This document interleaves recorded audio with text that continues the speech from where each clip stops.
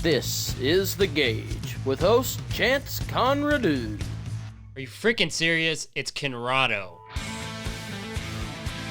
This is The Gauge, episode number 3. I am Chance Conrado. On this episode of The Gauge, we've got my good friend Stephen McBee from McBee Farm and Cattle and many other things. He's kind of a playboy philanthropist, and he is a great storyteller. I think you guys will get a lot out of this episode, so let's get into it. How was your flight, man? You flew in here to see us, and dude, I'm so excited to have you in. Yeah, I'm excited to be here. I appreciate y'all inviting me down. You know, the flight's a little different. I think that was the quickest I've ever gotten onto and off of a plane. There was only about 6 people on my flight, so it's a little weird, but it makes it nice. Yeah, sure. It's a super short flight from where you came from in Kansas City anyway, right? Yeah, it was like an hour, so it wasn't bad at all. Yeah. So my man Steven here is kind of like he's a farming playboy philanthropist. So I'm telling you, and not to mention the hunting and all the stuff that he does, this is one of the most interesting guys I know, and I cannot tell you guys how excited I am to discuss this episode. But speaking of kind of the weirdness surrounding the flight, it's all due to this coronavirus nonsense, and nobody's being affected more than somebody in the agriculture business like you are. So can you kind of tell us what it's been like for you? Yeah, absolutely. So to go into a little background on myself, McBee Farm and Cattle Company is a row crop operation.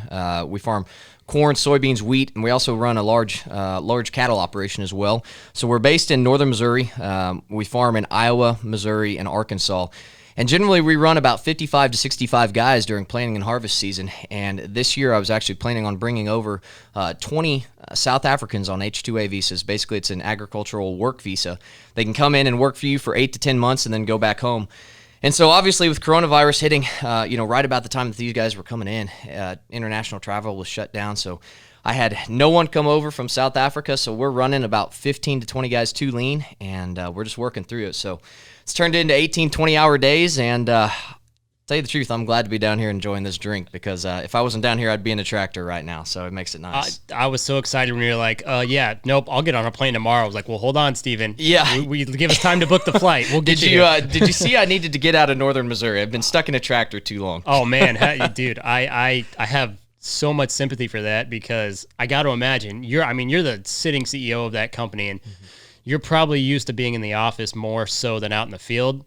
I mean, that is correct. You are probably so tired of washing the dirt out of your fingernails after the end of the day that you're just happy to be pretty again. I am. I had some guys, some of my farm guys, I showed up, and like you said, I'm usually in the office more than I am in a tractor, but this year's been a little different pace for me. But I showed up the other day to our headquarters there where we keep all of our equipment, and I had some mud on my jeans. I was all greased up, had some oil on me, and the guys are like, hang on, let's get a picture of this, because this doesn't happen too often. They're like, you're usually not dirty, So they're never going to let you forget that you took your nail polish off one time. Yeah, I'm used to pushing paper, so it's a little different for me to hop in a cab, I guess. Right, I hear you. The funny thing about McBee, your company, is you guys really haven't been around all that long for the size that you are, right? No, we haven't. And so, a lot of guys are 3rd, 4th, 5th generation farmers. We're 1st generation farmers. So my dad bought his first farm in 1998. It was specifically for hunting, which we'll get into the hunting side later. But we bought it specifically for hunting, and after a year or two, we'd cash rent it to the local farmer, and we'd go up there, and there'd be beer cans thrown upon our ponds, and there'd be random people fishing. And we're like, what are you doing here? And they're like, oh, the farmer gave us permission. And so after about 3 or 4 years of that, we're like, all right, that's enough of that. We're just going to farm our own ground, so that way we don't have random people showing up. So we decided to farm our own ground. There in 2003 is when we started. From 2003 to 2010, we grew to about 2,000 acres, maybe 2,500 acres at the most. And then I got out of college there, out of high school and college, right around 2012. Came onto the farm full-time, and from there we've grown to a 42,000-acre row crop operation. So we've grown exponentially here the past few years. You know what I really like about the way that you guys operate, and I am by no means an expert on farming. After talking to you for the last couple hours, I feel like I'm a little bit better. I'm like, maybe I should be a farmer. Hey, anytime you want to come up and hop in a tractor, just let me know. Yeah, it sounds like you're looking for workers. I don't know if I'm the type, but you guys are on the cutting edge as far as technology goes, and kind of taking farming into the modern era, it seems like. Yeah, that is correct. Like I talked about, most of the farmers in today's world are 3rd, 4th, 5th generation guys, and so they have this notion that, well, my granddaddy did it this way, so it works, and we're going to keep doing it that way, they're afraid to change. They don't want to change because along with change comes extra work and the fear of the unknown. And so whenever we came into this with the first generation, we didn't know anything about farming. So we're like, hey, we need to go to every single university study, every single university conference, see what the latest and greatest techniques are, get out there, apply them to our farming operation to see if they work. And so we're not scared to try anything. And so what that's really led us to do is be on the cutting edge of what farming is really coming to. So now, spraying our fungicide and insecticides, we're doing it via helicopter. The reason why is we can get in the field timing-wise better. If it rains, a ground track sprayer can't get in the field for a week or two at a time, and those fungicides and insecticides have to be hit at a very specific time period. So we're getting in there with a helicopter and able to spray, at those specific times. And that's just one of the things that we're doing. We also have some fertilizers and some other inputs that are going in, very, very leading edge technology for a farming operation. And so we take pride in that. And, we want to take America. Our mission statement is leading America into the future of ag. And that's really what we take to heart and how we go about making our decisions every single day. Right.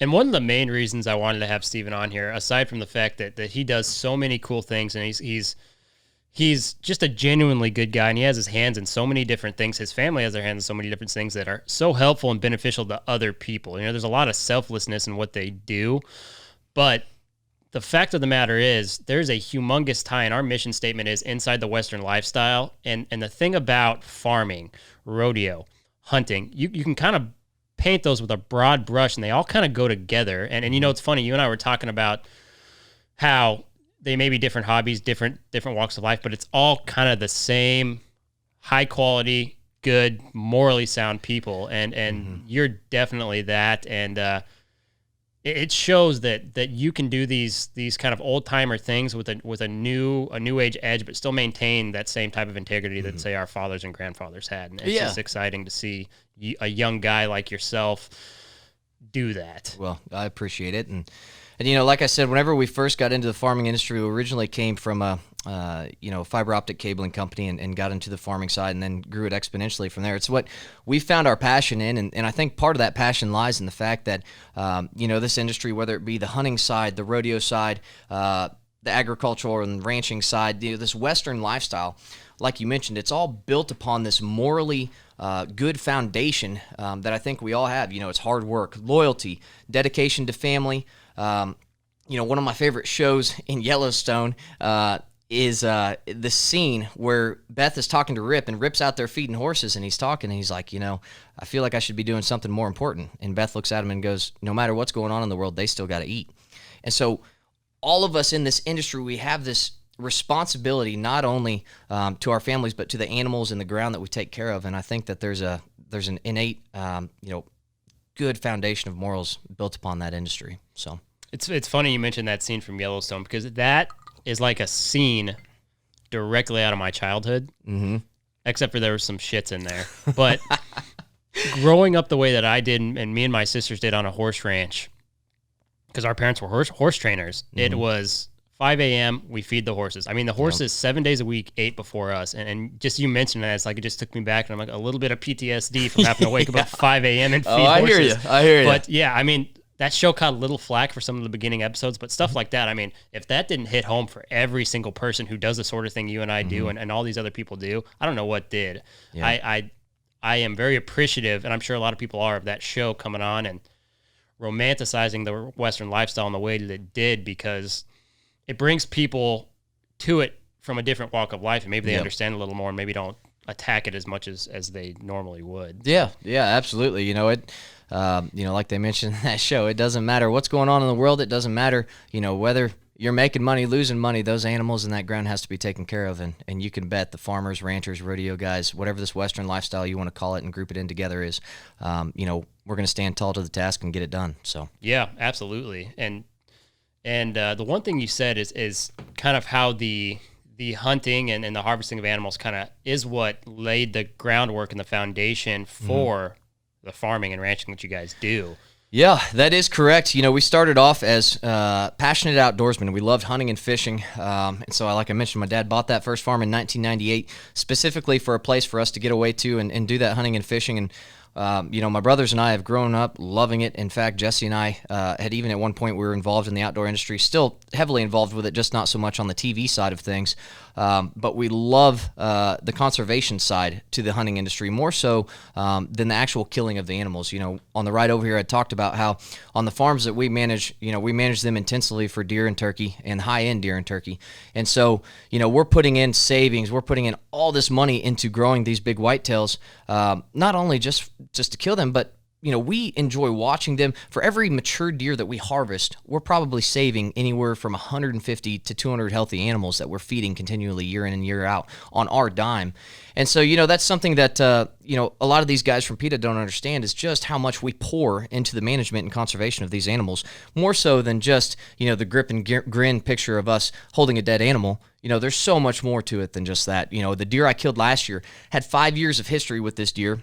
He was 7.5 years old. I had sheds from him from the time he was 2. And for those of you that aren't familiar, deer drop their antlers every year. So I had these sheds from him every single year from 2 years old to 7 years old. Ended up killing him there last year, last September. And, every single time we harvest one of these animals, we have an emotional attachment to them.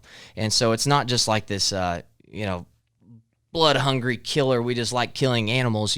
There's a bittersweet moment there whenever, you do shoot an animal that you have that emotional attachment to. You get up to them, and, it's a moment of respect and silence, and you really understand that, what that animal means to you. It's a pretty neat feeling. So I agree 100%. It is something that's also near and dear to my heart, not to the level it is for you, but the big misconceptions are the type of lives these animals lead out in the wild. I mean, it's almost like you're doing them a service by harvesting them the way that you do. And I don't think a lot of people understand what it's actually like out there. And you're not just hunting in Missouri. You've been all over the world. That is correct. And you've got to see things that some people only dream of seeing, and some people dream of doing. And you even got to go to Africa for the first time this past year, which I think had to probably be the most awakening experience of somebody's life who's in that realm. It was interesting. Yeah, with my brothers and I being involved in the outdoor industry, we get to see some really cool places. We've been blessed to travel all over the world,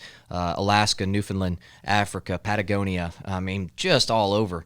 And Africa was really neat, especially because I went over there thinking, the only experience I had with Africa was from The Lion King. So, I'm thinking a desert with maybe one tree sticking up in the middle and lions running all over the place. We get over there the first day and it snows on us.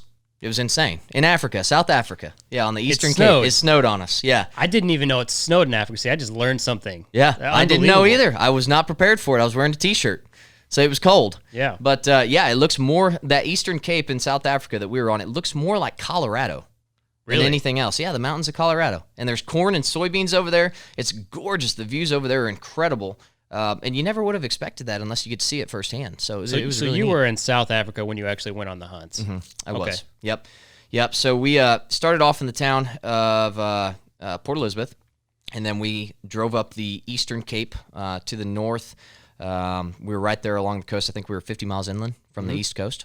But it was a really neat country getting to drive over there. And so, the towns over there, the villages, I should say, going on some of these hunts, you do get to see some of these third world countries and see how they live, and it really makes you appreciate what you have here in America, right? To say the least. I mean, Jesse and I were in Haiti a couple months ago, and seeing Haiti and how those Haitians live, man, it makes you appreciate what we have. We're blessed to be here in the U.S. for sure. Definitely, and I mean, we've got a lot of time because I really want to get into kind of the philanthropy work you guys are doing. You in specific are partaking in that because that's another thing that I think a lot of people in their minds, they think they want to do or they think they should do, but very few people have the balls to actually do it. Yeah. And so to know that you did that and recently are just starting to get into that, it's really an exciting thing. But I'd like to kind of circle back to talk about the Africa trip and kind of what you did, how it was structured, what led you to get there, and all of that. Yeah, so, I've always wanted to go to Africa growing up. You see these videos, like I said, you watch these documentaries of just, whatever it may be, a herd of wildebeest running across the open plains of Africa, and it just inspires you to go over there, and you're like, man, I've got to see that. And so, my brothers and I had booked this hunt about 2 years in advance. It was a mid-July hunt, which is winter over there. Flew over there and didn't know what to expect. We stayed in Port Elizabeth, which was an interesting experience. So the first night, we get to the house, and our outfitter tells us, hey, if you wake up in the middle of the night and you walk to the living room, there's going to be a guy sitting out there with an AK-47. Don't freak out. It's your bodyguard. So we're driving through town, and we get into the house, and there's like a 10-foot razor wire fence around the house.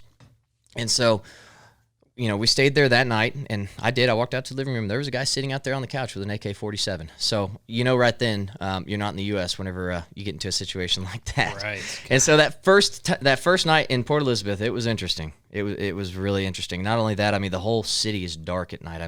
Here in Fort Worth or wherever you may be in the U.S., it's lit up at night, basically. Over there, there's nothing going on. So, you basically see, heading to that house at dark, all you see is your headlights of your car, and that's it. Was there a time when you were there and you're like, I think I made a mistake? Yeah, that first night. Yeah, I think we were all pretty freaked out, actually. Right. Yeah, so, it was just, it was an eye-opening experience. And that's what a lot of these hunts are for us, is really eye-openers and just seeing how good we have it here in the U.S. And so, after that first night, we got up into camp, and everything was all good in camp. It was out there in the country. We were way out in the mountains. Didn't deal with, anything else like that first night there in Port Elizabeth. Sure. So, but yeah, hunting in Africa, it was different than anything I ever experienced. Number one, I thought it was going to be flat, so I did zero cardio going into the trip.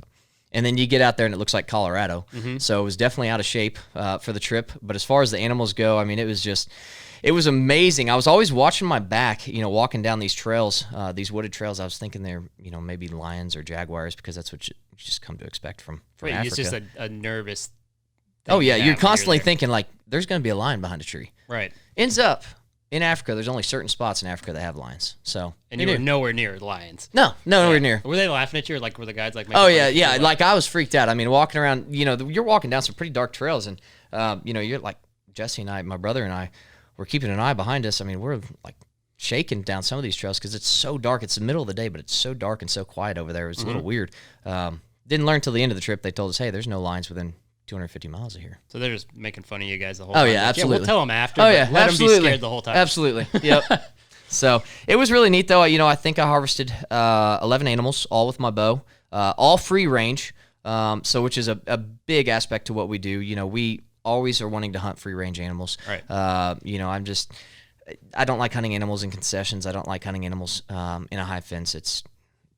It's not very sporting to me, sure. And to each their own, but, we always want to go on free range hunts. And so we make sure whenever we go to every outfitter that, they tell us, hey, this is 100% free range. These animals have, they can travel wherever they want to go. And right. That's a big deal to us for the sporting side of it. Yeah. While you were there, what was kind of the standout animal that you harvested that you were just like, this is the most amazing creature I've ever harvested? So the Inyala, for sure. So I was able to harvest an eland, which is huge. It's bigger than a cow, like bigger than any Brahma bull you'll ever see. And then the Inyala was just the most gorgeous animal. It's got this beautiful coat. It's a gray coat, fades into white. It's got brown legs. These animals are just amazing. But it's incredible over there in Africa, the diversity you get. You just don't have that here in the States. In Africa, you may see 35 different species a day. Wow. So here's the eland. Whenever I told you it's bigger than a Brahma bull. That is gigantic. Yeah, like 2,500 pounds, 3,000 pounds. Yeah, it's so much bigger than you as a human being, a decent-sized human being as well. Like, that's unbelievable, the size of that animal. So that animal there, that eland, they had a tracking dog. This dog may have weighed 5 pounds. Sure. So they use tracking dogs over there. So whenever you shoot an animal, these dogs track down the animal. So I shoot this eland, this 3,000-pound animal. This little 5-pound dog grabs it by the back foot and takes it down. What? After I shoot it. Yeah. True story. So we're sitting in the blind with my guide. I'm sitting there, and his little dog's beside me, and his little dog's just like going crazy. And I'm like, man, what is wrong with this dog? And so I draw back and shoot. And by the time this eland runs 40 yards, this dog's on its heels, grabs it by the back heel, takes the whole animal down, and goes right back in to try and, I don't know what he was trying to do, attack it or whatever. And this thing kicks, and this dog goes flying like 25 feet in the air. Oh, my God. As soon as it hits the ground, it's back on the eland again. These things are little It was a Jack Russell Terrier. That's what it was. It's a Jack Russell? Yes. Okay, they're monsters. Let me tell you right now, I will never jack with a Jack Russell Terrier. Ever. Those little things are crazy. That's unbelievable. It was. The fact that is there's not very many animals that weigh 3,000 pounds. No, it's huge. And to see you sitting next to that thing with a bow, and then describing the story of this little dog attack. I can't mentally imagine even what that looks like. It's pretty wild. The animals over there, like I said, there's just so many species. It's such a neat place. And so kind of explain to me, because I understand like how the conservation works in Africa. You have to pay to shoot each of these animals, and that is correct. How much of that goes to conservation? It's like 90% of it almost, correct? Yes. So you have conservation fees, whether it be anti-poaching, paying for the anti-poaching guys, the workforce over there.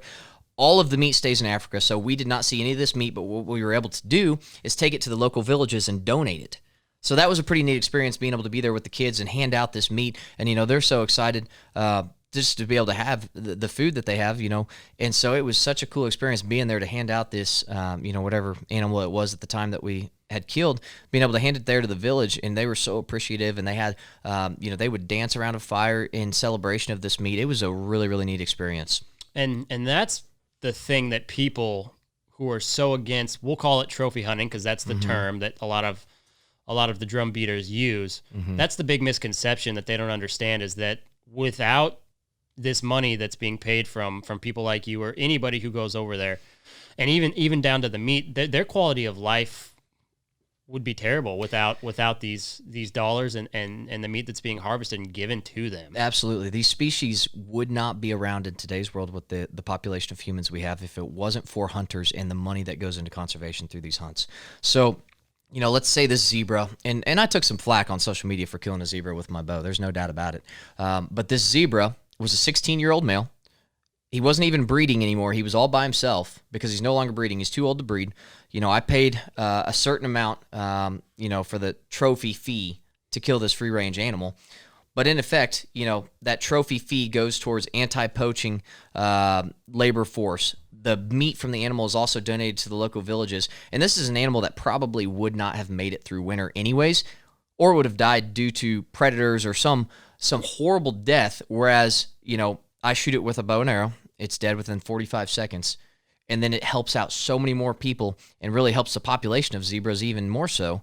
And so that's just something people don't understand about conservation, is the work that hunters do literally bring back and keep the populations of these animals alive. It's a thankless job almost that you get. I mean, okay, so there's the benefit of you get to go through the whole experience, harvest the animal, do things that a lot of people don't get to do, but unfortunately, it just seems like that now it's been a little bit more romanticized as of late, because you have these big names, like we were talking about, the Cameron Haineses and the Joe Rogans of the world, who have helped with their huge reaches kind of change some of the misconceptions that are surrounding this. But even still, you'll still, just like you, I mean, as far as your media presence, it's nobody's just compares to those guys in this type of industry. But I mean, you got absolutely crucified for posting a picture of a zebra. Yeah, absolutely. But there's no way to truly explain everything you just explained to somebody on a post. So, no, not at all. You receive, there's a lot of my friends that even have bigger social media followings, for the hunting industry, that'll receive death threats, literally death threats, because of, what they do. And that's just hunting. And, they'll post a picture of a certain animal that they kill, and they're just absolutely crucified via social media. And it's just ridiculous to see this because of all the good that goes on in hunting. On the right over here again, we talked about the grip and grin, and we said how that was just such a small aspect to what we're totally doing as hunting. I may go 3 years without shooting a deer on my farm. And the one time I do shoot a deer, generally it's a mature buck that's over 7 years old, basically not even breeding anymore. And in that 3 to 4 year period that I didn't shoot anything, I was feeding upwards of 200 to 250 animals. So, there's so much good going on in the hunting and conservation realm that just isn't even, these people don't even think about whenever they are posting death threats to you. Well, they don't know. It's a keyboard warrior mentality. And so you have these guys, Joe Rogan, Cam Haines, another one I really, really like. And the way he's able to word what hunting really means to us is Donnie Vincent. You probably haven't ever heard of him. He's got a decent following, but some of his videos are just incredible. So I highly recommend guys that are interested in hunting, or hunters, or even non-hunters, to go out and check out Donnie Vincent's stuff, because the way he words it, it's just incredible, and it really does a good job showing what we're all about as hunters. Absolutely, and it's probably one of the most beautiful things in life, because it's been around since the beginning. You go to Burger King, McDonald's, our producer here was eating Whataburger, and this is not a pitch for Whataburger, but he was eating Whataburger, and probably didn't even think about what the life was like for that animal that was in between the buns. You know, you don't think about that. And when you're doing the kind of harvesting that you're doing, or anybody who hunts is doing, it's so much more honorable to kill your own. And, you know, that's what it always comes down to is it's an honor thing. Yeah, absolutely. Like I said, you know, there's a respect moment there whenever we have, you know, an animal on the ground that we have that emotional attachment to. And then, you know, there's something to be said about going out and doing your own grocery shopping too. It's a lot better feeling than going out to the store and buying, you know, prepackaged meat. You don't know, you know, where that animal was raised, what was pumped into it, what hormones, what steroids were pumped into it. Whenever you go out in the wild and kill your own groceries, you know, it's non-GMO meat for sure. You know, it's grass-fed, and you know, it's going to be of the highest quality, and there's going to be no medicines or hormones put into it. So absolutely, yeah. And I will say, when it comes to wild game, I eat a pretty decent amount of elk. It is an acquired taste. So, you know, what's interesting, if somebody ever shoots their first animal, they're so excited about it. And if you ever get to see that person who eats their first piece of venison or elk, it's almost like there's this excitement. They think they're about to eat a steak from a Morton's or something like that. And you see the look on their face. It's definitely an acquired taste. It's a little different. Yeah, you different. can definitely tell a difference. You know, everyone likes to say, oh, you know, that tastes, everyone's favorite saying, oh, that tastes like chicken.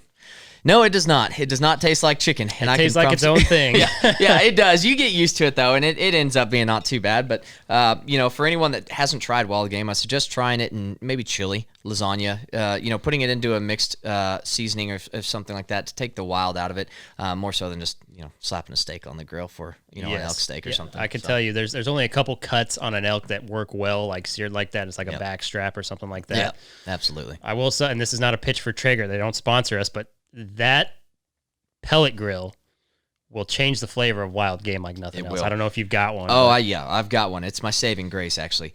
Here's the thing about a Traeger, and I do not understand how it's able to do this. So the other day, I had a couple steaks on the grill. Got busy. I can't remember what I was doing, but I ended up leaving my house. Forgot about the steaks for 3 hours. On a normal grill, though, you'd come back and those steaks would be like a brick. Like you'd smack.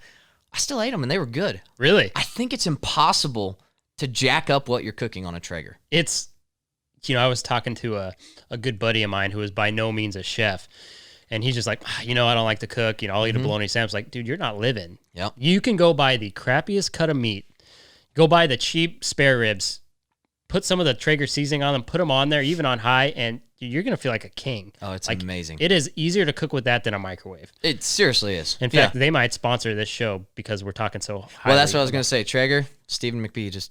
Yeah, hit me up. At Stephen McBee, at the Gauge Podcast. Help us out. We could use one in studio, I think. That's exactly right. That's exactly right. But kind of going back, there's one thing that you and I talked about, and it's on your Instagram there. There's a picture of you with these children from Haiti that when you see something like that, and it's actually somebody you know, it creates this emotional response for me because...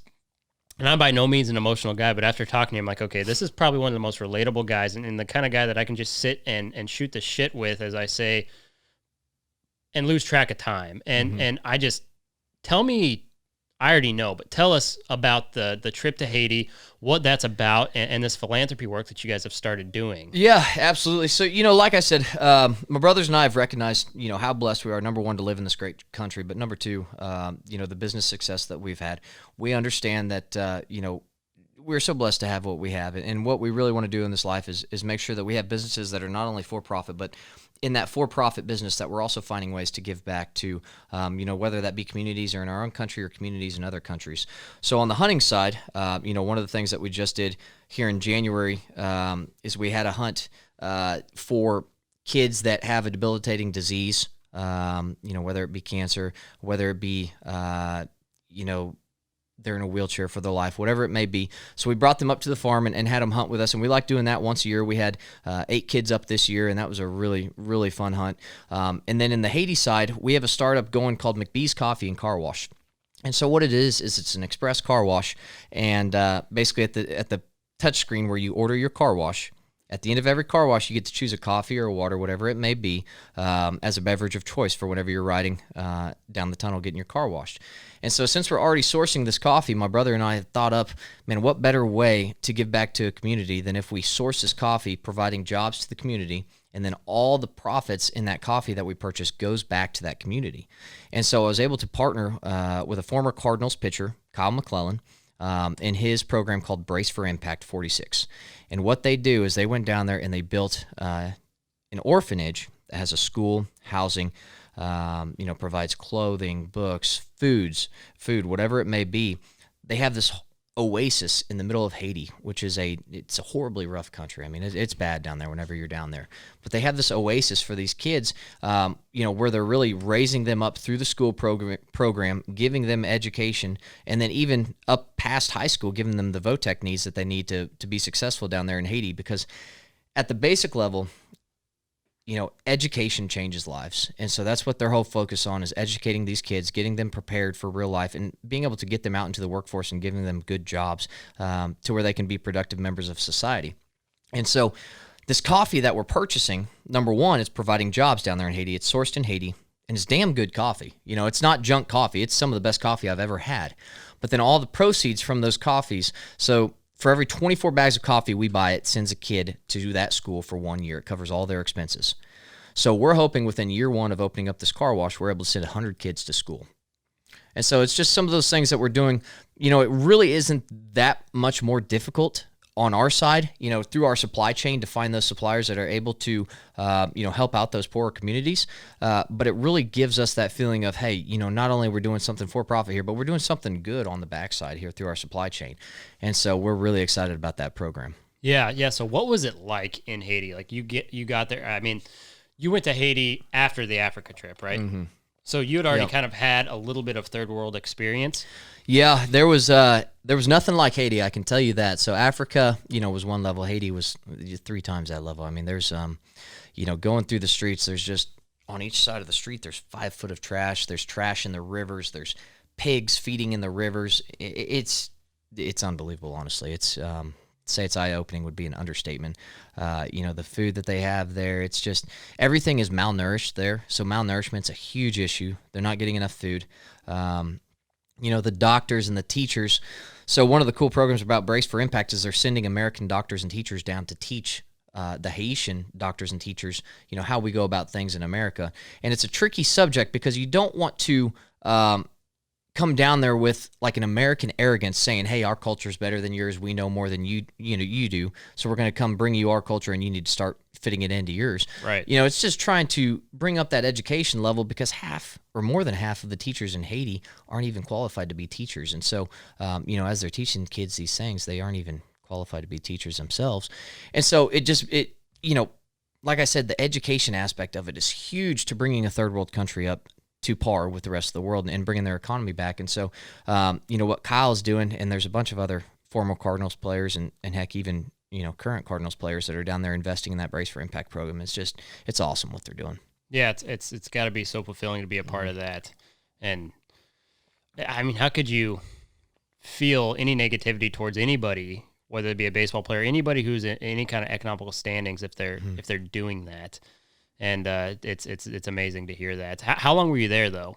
We were there for 4 days. So we were there for 4 days, and we'll probably, from here on out, it'll probably be a 3 to 4 time a year trip. There's a bunch of guys, pretty, well-known guys. Andy Frisella from First Form, they send a group down there every single year. They're investing 30 for the kids from First Form. A lot of you guys will probably know about that program. That's all based for that Brace for Impact program. There's a lot of really well-known companies and guys, whether it be from the sports world or the protein supplement world that are down there helping these kids out. So it's an awesome program. It sounds awesome. Yeah, anytime anybody's giving back. An interesting transition from that. You were showing us some pictures of this grizzly bear. Like I want to hear that story about the bear. Yeah. So we talk different subject. Yeah, it's a little different subject. That is a monster. So backstory, I talked about how we have hunted in Africa, Patagonia, Alaska, Newfoundland. This is an Alaska trip. My brother and I went on this, didn't know what to expect. We wanted to go on a caribou hunt, so we went to the North Brooks Range in Alaska and stayed in a tent for 8 days with our friends Josh and Sarah Bomar and a guy named Tim Wells, who's well-known in the hunting industry as he hunts everything with a spear. This dude's crazy, right? So absolutely crazy. So we go up there expecting to hunt caribou. Ends up, it really wasn't a hunting trip for us. We ended up getting hunting more than we did hunting ourselves. So we seen in the 8 day span we were there 40 grizzly bears and 5 caribou. this is one of the grizzlies that was tormenting us the entire time we were there. So if you see, those claws are at least 4 inches long. And this bad boy, this is 30 yards from Tim. So basically, Tim had a spear and a longbow, and he had a grizzly tag, but you're not allowed to kill grizzlies if you don't have a guide. Now, when you say longbow, you're talking about... Like a wooden bow. A wooden bow. Mm-hmm. Yeah, he's not using a high-tech like Hoyt or something No, like that. no, it's a wooden bow. Yeah, this dude is absolutely nuts. He's awesome, but absolutely nuts. And so the entire time, he was trying to get a grizzly bear to charge him so that he could legally kill it. You know, he was like pumped about this. So this grizzly bear, this is a male big boar grizzly bear here, and it kept messing with us the entire time throughout camp. So one day, you know, Jesse and I are up on this ridge glassing, and you can see miles in Alaska. You can see 20 miles up there in the North Brooks Range. It's wide open. And we see Tim walking. We're looking through our binocs, and we're like, oh, yeah, there's Tim. And we're like, what is that in front of Tim? And literally 100 yards from him was this grizzly bear. And Tim's walking towards the grizzly bear. And we're like, surely he sees it, right? Well, then the grizzly bear stands on his hind legs like this at about 100 yards, charges Tim, gets to about 30 yards, and is still running at him. And Tim, he self-films everything, so he's got his tripod and his camera, and he's just sitting there messing with his tripod and his camera, and Jesse and I are like, he's going to die. Like, he's going to get eaten. We're going to watch this fucking guy die. And there's nothing we can do about it, because we're 3 miles away. You know, there's specks out there in our binocs.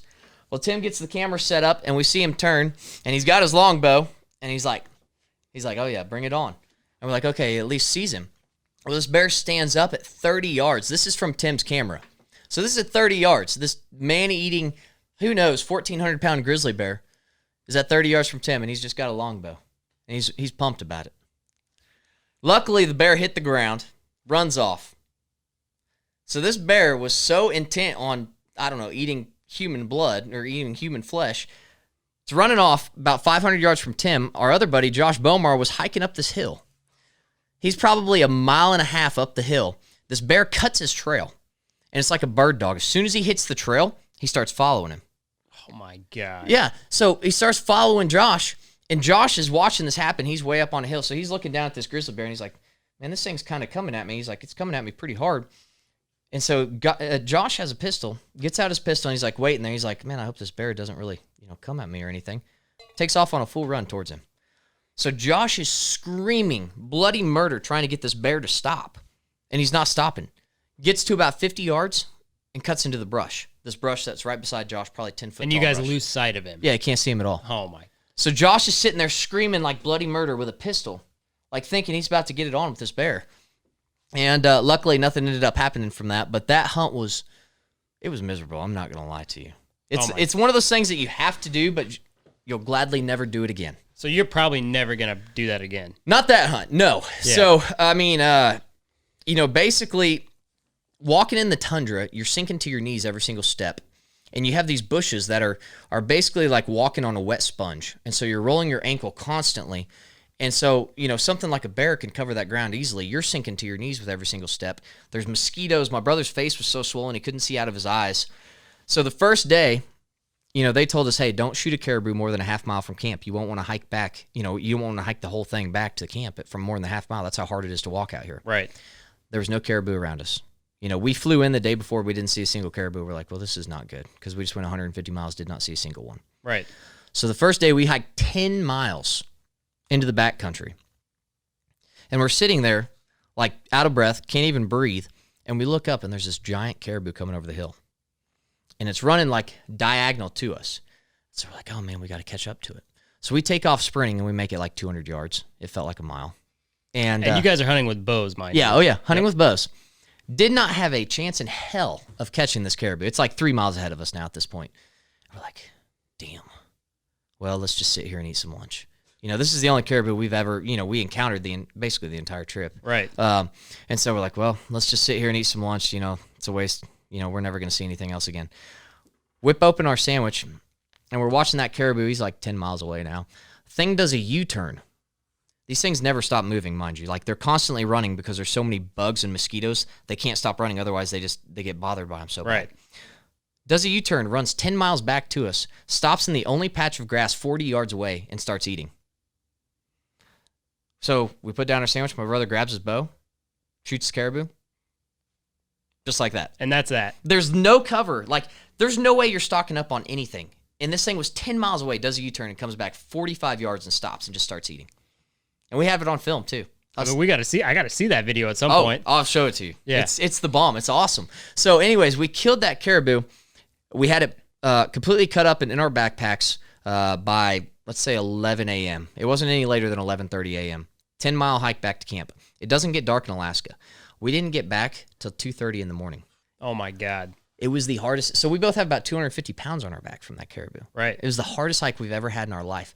So it's a funny story. Josh and Sarah were watching us from another mountain on our hike back. This was like, I don't know, 6 p.m. or so. And they see us through binocs, and, Jesse and I make it every 5 yards, and then we end up on our knees, like, taking a 10-minute break because we were so physically exhausted we can't even move. So Josh thinks that Jesse broke his leg. So he comes running down the mountain to us, and he's like, what's wrong? What's wrong? Like, we're just tired, man. Just tired. This is no joke. The last mile, hands and knees, back to the camp. That whole next day at camp, we did not get out of our tent one time. Laid there the whole day. We laid in bed or on a cot. Yeah, and that's one of the biggest misconceptions about hunters is that they're just some fat boy in the back of a truck. It's super easy. Yeah. No, that was the physically most demanding thing I've ever done in my entire life. Yep. Yeah. All for the pursuit of an animal. And not to mention there's murder pandas all over the place who want to kill you. Yeah, so that was, like I said, we've seen 40 grizzly bears and 5 caribou. So we were encountering, 8 grizzly bears a day, whatever it may have been. So I shoot my caribou on the last day. Somehow, by the grace of God, a miracle happened, and this caribou happens to come out on the last day, and I ended up shooting it. So I set my bow and my backpack down, and we go walk out there to start cutting up the caribou and getting it packed back up to camp. And we're standing over it, taking photos. We're all having a good time. And I look back on the hill. There's 3 grizzly bears right at my backpack and my bow. And they're flipping my bow. And every single time they throw it up, it goes like 10 foot in the air. It comes back down and crashes. And 3 of them? Yeah, there's 3 of them. They hang out in groups like that when they're... This was a sow and cubs. So there was a sow and 3 cubs. And the cubs were 2 years old. So, for a grizzly bear, I call them cubs. They're 800-pound bears. They're huge bears. Right. And I left Pop-Tarts in my backpack. They destroyed my backpack. We're watching this all happen. My bow's flying up in the air. They're like playing with it like it's a toy. And then they rip apart my backpack and eat all my Pop-Tarts. The more we talk about bears, the more I absolutely hate bears. Yeah, no. Every single nightmare you've ever had about a grizzly bear is 100% true. Like, they are not scary. Like that movie, The Revenant, where he just gets absolutely destroyed. Except for the only thing is there's no way he'd survive in reality. No chance. There's no chance. I mean, look at those things. So get this. Tim is the craziest guy we've ever met. So he was in Africa hunting, I want to say 2 years ago, and he was hunting with a spear. Well, he's up in his tree, right? He's up in a tree because he was going to spear whatever animal came by the watering hole.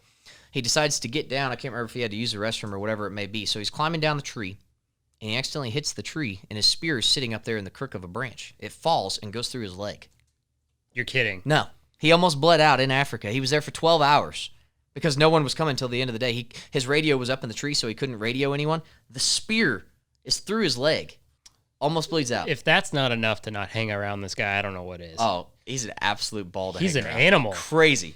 Yeah, I mean, you guys need to get him on here. I promise you he's an interesting character. He's awesome. Tim Wells? Yeah, Tim Wells. Okay, well, Tim, let's get you on the show because we got to really talk to you, my friend. I got to know more about what you're doing. But one of the funny things, we've got a mutual friend who was kind of telling me some stuff about you, and he was saying, you need to talk to him about his relationship status. And so I started poking around on Steven and kind of his romancing, and I will tell you, there is no better poster child for FarmersOnly.com. He has got the most exciting Farmers Only profile that I think I've ever seen. It's dead right sexy. Yeah, you think I'd end up being married by now, but I'm still working on it. I don't know what the deal is. Thanks, Dustin, by the way, for... Yeah, shout out to Dustin thanks, Pointer. Dustin, for making sure to get that personal jab in there. Really appreciate it. But I mean, I'm sure with everything you've got going on, it's got to be so hard to have a functional relationship. Yeah, it is. We stay pretty busy, like I said, with all of our different business ventures and all the different hunts. Not able to hold a very steady relationship. In fact, my last one, crazy story. I'm not sure why it ended, but I'll tell you a little story that happened in the middle of it, and you can make your own guesstimates as to why. So I had a buddy up, actually from Chicago, to hunt with me, deer hunt. And so whenever he gets out here, super nice guy. He's one of my great friends now, but I didn't want to put him that high in a tree stand. Generally we're 25 feet up off the ground. Well, I didn't know a whole lot about him at this time. This was the first time I'd actually ever met him. He owns a deer feed company, and he was coming out to see the operation, and it happened to be deer season. He's like, hey, let's go hunting. My girlfriend was up at the time, and I was like, all right, I'm down for that. So we go out there in the middle of the day. I put his tree stand up 7 foot off the ground, not very tall. I'm usually 25 foot up, so this is like I can touch up and jump on the tree stand, basically. And so we go hunting that night, him, myself, and my girlfriend at the time. And it's dark. We'd seen a bunch of deer, didn't have any luck, though, so we're going to go back to my house and eat. So we get down out of the stand, and he gets down out of his, and he's 7 foot up. He grabs onto his stand, starts climbing out. Instead of stepping onto the ladder for the stand, he steps onto a branch, and it's a dead branch. So whenever he steps onto it, it breaks, and he wasn't holding on good, so he fell. And somehow from 7 foot to the ground, he ended up upside down, like on his head. So he hits with his head in his shoulder, and he's like, oh, that knocked the wind out of me. And I'm like, man, are you all right? He's like, yeah, I'm good. And so we're like, okay, well, nothing of it. That was kind of funny. I'm glad you didn't get hurt. So let's go back to my house and eat some dinner. So we're back at my house eating dinner, and girlfriend at the time was making lasagna, and she needed a pan. And so I was like, hey, I'll run uptown. You guys just stay here. I'll be right back. I'm going to run uptown and grab a pan. I'm halfway up to town, and she calls me, and he's like, hey, this guy just passed out on your couch. Like, he's out cold. I'm like, what are you talking about? We were just watching TV. And she's like, no, you need to get back here like right now. And so I didn't know a whole lot about the guy at the time. Like I said, we're great friends now, but at the time I didn't know much of him. And I was like, this is weird. So I get back there, and she had put a washcloth on his head, like trying to cool him down. This dude is white as a ghost. And we're like, what is going on? And, she continues making lasagna. I thought the guy was being a baby. So, yeah, at the time, and I'll tell him this. I thought he was being a baby. I was like, yeah, you know what? He's a city slicker, not used to hunting. I was like, he fell out of a tree stand. He's a little sore. I was like, he fell 7 foot. There's no way he's hurt. So, he's laying on the couch with a washcloth on his forehead, and my girlfriend and I are sitting there eating lasagna. In fact, I think we both poured glasses of wine. Like, this guy's laying on the couch. I'm just eating dinner. Almost like he's not even there. Yeah, exactly. Yeah, exactly. Considerate of you guys. I know. And so, I'm sitting there like texting her. I'm like, this guy needs to go. Like, this is weird. He's like, I don't feel so good. I'm like, he's being a baby. And we have this lodge that he was staying at about 5 minutes from my house. And so, like, I'm pushing him. I'm like, hey, man, you probably ought to just go get some sleep over there at the lodge. He was leaving the next morning. So I was like, yeah, just get him out of here so I can go to bed. And, he's like, yeah, you know what? That's probably a good idea. So I'm sitting there eating dinner, and he's on the couch. He's like, yeah, I'm going to head on out of here. He had his vehicle. Dude stands up, passes out as soon as he stands up, hits his head on the corner of my TV stand. Oh, no. Yeah, so at that point, I was like, yeah, something's wrong here. And so I pick him up, and I'm like, he's like eyes in the back of his head, ghostly white. I was like, yeah, he's fixing to die. Got to go to the hospital. Yeah, I got to go to the hospital. So I pick him up. I'm running out the door. I leave my phone on the table. I'm like, hey, we got to go to the ER, right? So walk him out the door. I have this glass sliding door. I'm carrying him out there. He's passed out, completely out cold. I think I hit his head on the door trying to get it open. It was an absolute nightmare. Like, I'm swinging him out the door, and his head's like banging against the door. I was like, oh my God. So he's a good 25% worse when you started helping him. Oh yeah, 100%. So my girlfriend opens up my car door. It's raining, like, it's a rough night. It's super cold. I'm carrying him out there. He's passed out. Well, he shits on me. What? Oh yeah. As I'm carrying him, he shits on me. And that's a true story. I'm sure he's so happy to know that you're talking about I messed with him so bad about it now. This is the first day we ever met. And so, yeah, I mean, that's how close he was to death. Like, literally lost his bowels on me. And so I put him in the truck, and I'm like, did he shit on me? I'm like, all right, you know what? I'll worry about it later. Let's go. So we hop in the truck, and we're going down to the hospital. I'm flying down there. We're going to the ER. It's, 20 minutes away. And I get pulled over by a cop. Yeah, because I was speeding. So this cop gets out of his truck, and I'm like hanging outside my window. I'm like, dude, I've got a guy dying in here. I need a police escort. Well, the cop, runs up to my window. He doesn't really understand what's going on. I open up the back door, and he sees the dude like passed out back there. And he's like, oh my goodness, I'll give you a police escort. So I follow him, and this is how much of just an absolute shit show, literally, this night was. Literally and figuratively. Yes, literally and figuratively. Shit everywhere. The cop misses the turn for the hospital because he was a new cop in the area, so he didn't know where the hospital was. So, I'm following him, like, man, he must know a back way to the hospital. We get lost going to the hospital. So he pulls over on the side of the road. He's like, I don't know where the hospital is. I'm like, Well, I know where it is. I thought had like some secret back way. So then we get back on the road, get to the hospital. And, as soon as we get there, this dude's blood pressure is, his temp's like 90 degrees. I mean, he's fixing to die. And ends up, whenever he fell, his elbow hit his spleen and almost cut it in half. So he had a ruptured spleen. Yeah, it was cut in half. He had lost 2 to 3 pints of blood internally. Holy hell. Yeah, they ended up flying him down to Kansas City to KU Midwest, which is one of the best hospitals in the country. He stayed there for like 2 weeks. This was over Christmas. Did you come back and say, look, I called you a pussy to my girlfriend, and I feel so bad about this. It was By horrible. the way, the concussion you had? That was me too. I was doing everything I could to get this guy to go back to the lodge and just go to sleep so he would leave the next morning. I was like, good God, I was going to kill the man if I let him go over there and fall asleep. Thank goodness he passed out when he stood up. But yeah, that was an interesting situation. For some reason, my girlfriend at the time told me I was cold-hearted. And then what he didn't say is the reason she broke up with him. Isn't that weird? That relationship didn't work out after that. I don't know why. So surprising. No well, way. Yeah. They went on a date and he picked her up, carried her the same way, hit her head on the door too. That was the end of the relationship. Yeah, crazier things have happened. So I've learned my lesson since then, at least. Man, and so now you're good friends with him. I mean, does he ever just be like, you're almost the guy who's responsible for my death? No, you actually, insensitive bastard. He views. Actually, I don't know if I've ever told him the backstory behind it. He only knows the story was I'm the savior that took him to the hospital. And so when he hears this, he's going to be like, that mother... Oh, yeah, 100%. That's where that dent came from in my skull. Exactly. He's like, I can only have like 10 seconds of memory. I have no idea why. Yeah, whoops. So between the romantic escapades, a coffee company, farming, hunting, I mean, what else is going on that is... in the life of Stephen B? Man, I call you Stephen B. Yeah, we just we try to stay as busy as we can. I hate to use the term YOLO, but it's true. We all only have one life to live, and so we're trying to attack it with a vigor that no one can match. And I may not be the smartest in the room, but I always say I can outwork anyone, and I can control my attitude and my effort. So. That's what we're trying to do constantly is just work as hard as we can. You see this room right now? There's a strong possibility you're the smartest in this room. Yeah, I don't know. Usually I can't say that, but in this room that might be a possibility. Hey, the seats aren't that comfortable either. That tells you how smart we are. We pick terrible chairs. But this coronavirus thing has thrown a wrench. We talk a lot about how it's affected rodeo because it seems like every day a rodeo is getting canceled. What has been completely just wrecked in your world from all this nonsense? Yeah, it's absolutely tanked the corn prices.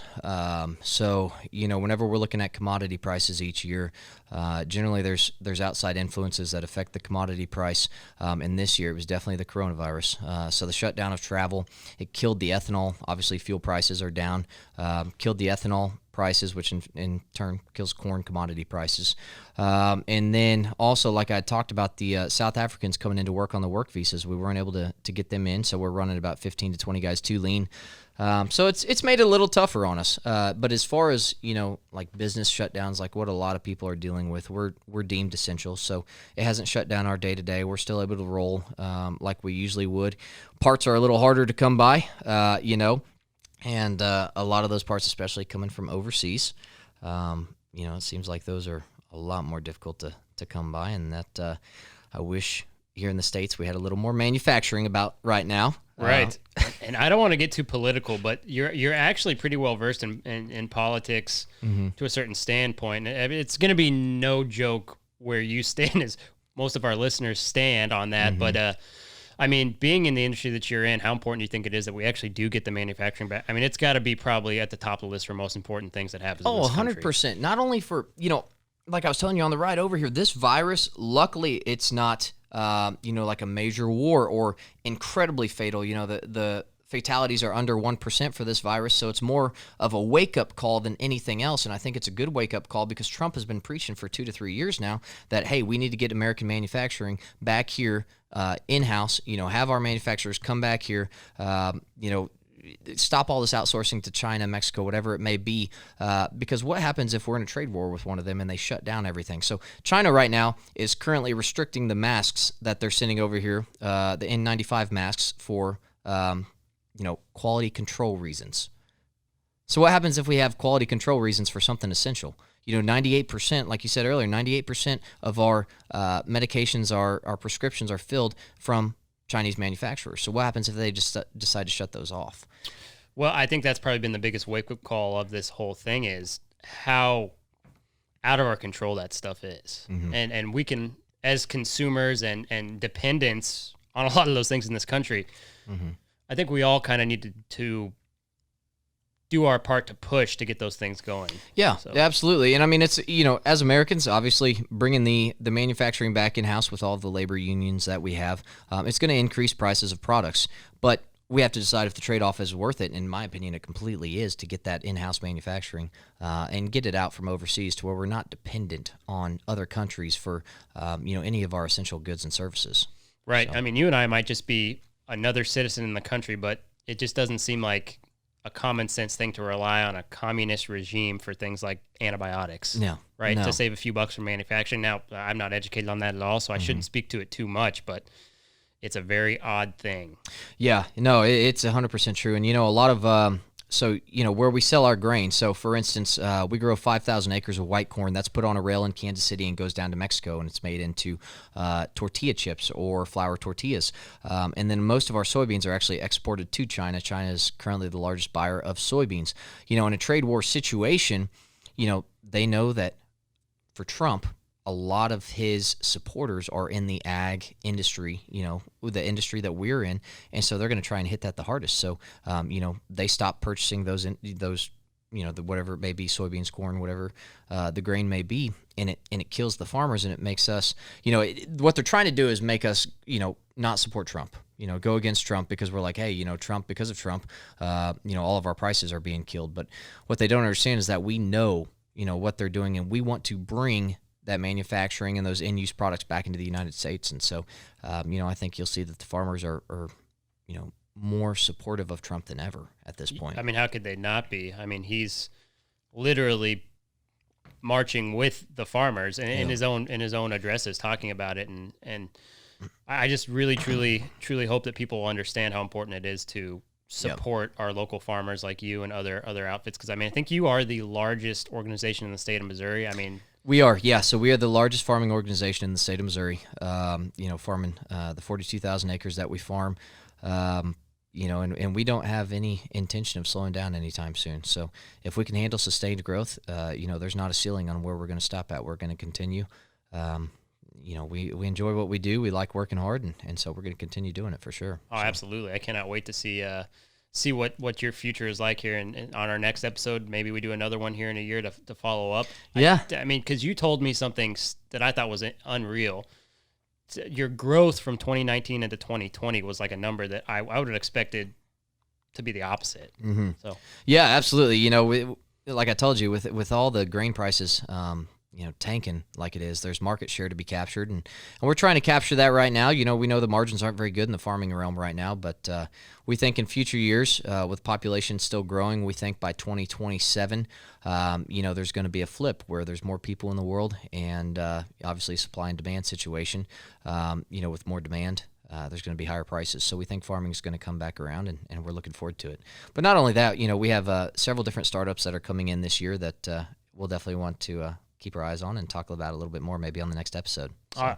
I hear you. I can't wait to do another one with you. And I'm not trying to wrap it up by any means. Mm-hmm. With this coronavirus going on, did you have hunts that were planned maybe that are now completely just off the table? Yeah. We were looking at going to Africa again. Obviously that's off the table. Looking at several other trips, looking at a New Zealand trip, that's off the table now. But in the grand scheme of things, those are just minor, setbacks. Yeah, I mean, compared to what the economy's doing right now with the, basically 21 million people laid off, that's the least of our worries. And I think it's actually climbed. We pulled the statistic on one of the other episodes. I think it got to 30 million at this point. 30 million unemployed. Yeah. It's something that, in my opinion, we've got to get this economy back and roaring. Yeah, I agree. I think we're at the point where the damage to the economy now completely and totally outweighs the damage from the virus. Absolutely. Being that it's a 99.8% recovery rate. Yep, absolutely. So we're at that pivotal point where, okay. Yep. And thank God for the governor of Texas is getting things open back up. Yeah, absolutely. Well, and I think Trump's understood that the entire time. You know, he keeps tweeting, we can't make the cure worse than the problem itself. Right. And so I think he's understood that.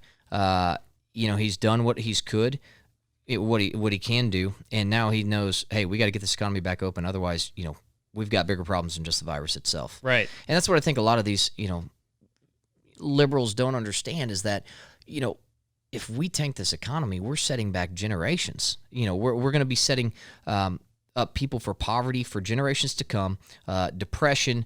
You know, we are social beings. And so whenever you quarantine us, you're going to have depression through the roof, suicides through the roof. And in my opinion, we're going to do way more damage than the virus ever will by being in this quarantined social distancing state with the economy shut down. I agree. And I will be the first to say that I have not really been quarantining like maybe they're suggesting, but it's because I've got too much going on. Mm-hmm. And even just the idea of it has me just kind of sitting there staring at the bottles, if you know what I mean. Yeah, because it's just absolutely. like, what else is there to do? Not being able to get a haircut. Yep. I can't tell you how much I miss sitting in a restaurant. I know. I've been telling people I will never take for granted again just going out to a nice restaurant and enjoying a nice dinner. No, it's crazy what's happened here the past few months. And it's not, you know, a lot of people are always like, oh, so you're a, you know, conspiracy theorist. You don't think this virus is real. I absolutely think it's real. I know it's real, you know, and I know the damage that it's doing, but I also know the damage that it'll do to the economy if we keep shutting down, you know, if we're continued in a shutdown like we have been. And it's way worse than what this virus will ever do. Right. So, Right. It has nothing to do with conspiracies. It's a real sickness. It But is. the damage that's caused, just like you said, by a wrecked economy is something that could take decades to repair. Yeah, absolutely. So, Absolutely. Steven, it's been so much fun chatting with you, and you know we'll chat some more tonight and all that. But dude, I'm telling you, I can't wait to have you on again. And thank you so much for taking the time braving the airport. Yeah. Don't cough. Yeah, no doubt. No doubt. It's actually, it kind of seems like the airport might be a safe place because there's no people. There's no one there. I picked you up from the airport, and you were the only person I saw. Yeah, that's the fastest I've ever been in and out of an airport. Yeah, It was awesome. You're completely safe. But thanks for being on the show. And yeah, we'll have so much more to talk about. We're buddies now, so That's right. we might have to go on a hunt together or something. But thanks for making the trip, and let's wrap it here. Yeah, thanks guys for tuning in. I look forward to, you know, the next episode. I think we'll both be in a little different walks of life by then. Hopefully, I think you know, this so. podcast is taking off, and our startups are doing well on my side, and we'll have a lot more to talk about. Oh man, so. I can't wait. Yeah, absolutely. Where can they follow you on social media?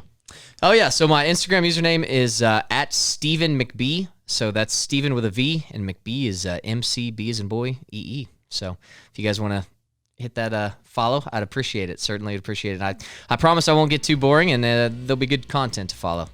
Yeah, and if you think that's exciting, you should check them out on farmersonly.com. Yeah, that's right. It's That's Steven _Farmy_sex. Yeah, you know, I need to get some better photos up there, I guess. Yeah, the hunting photos aren't doing too well on Tinder either. Yeah, exactly. This has been The Gauge, hosted by me, Chance Conrado, produced and edited by our guy Ty Yeager. Shout out to the executive producers Dustin Pointer and Cody Denton. Marketing and content produced by Casey Burke. Our theme song is by Shay Ashshire and the Night Howlers. Make sure to rate and review this podcast, as well as follow The Gauge on Twitter, Instagram, and Facebook. And make sure to subscribe to The Gauge wherever you get your podcast. We'll see you guys next time.